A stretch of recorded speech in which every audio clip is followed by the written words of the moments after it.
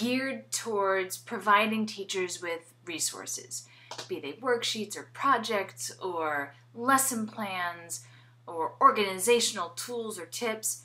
Pinterest is a veritable treasure trove of ideas and is a labyrinth in which I can get lost for many, many hours. It seems that a lot of the resources on Pinterest that I like link back to a site called Teachers Pay Teachers. And I've actually bought quite a few things off of that site.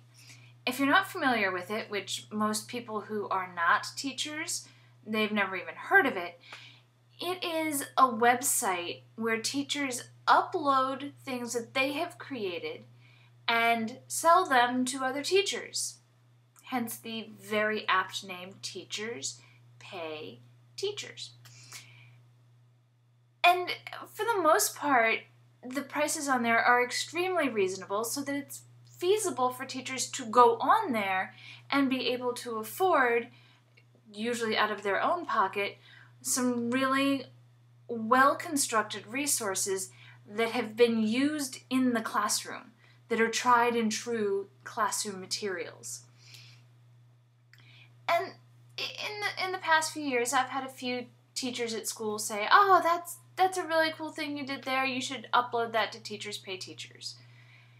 And I've kind of dismissed it because I didn't feel like I had a body of work that would let me have an actual presence on the site, that I would actually be a real contributor to that site.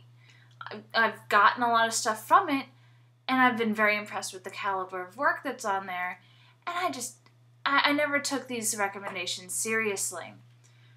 Well, I started thinking about it again recently, and I realized that I actually do have quite a few things that I could upload. And the funny thing is that made me feel more like a contributing member of the education community. I've been doing this long enough that I have resources that I've created on my own over the years that other teachers might find useful. Teaching is a profession that does a lot of borrowing. We see something in a classroom that we like, we use it for ourselves. And this is highly encouraged. We're encouraged to use ideas that we see in other places.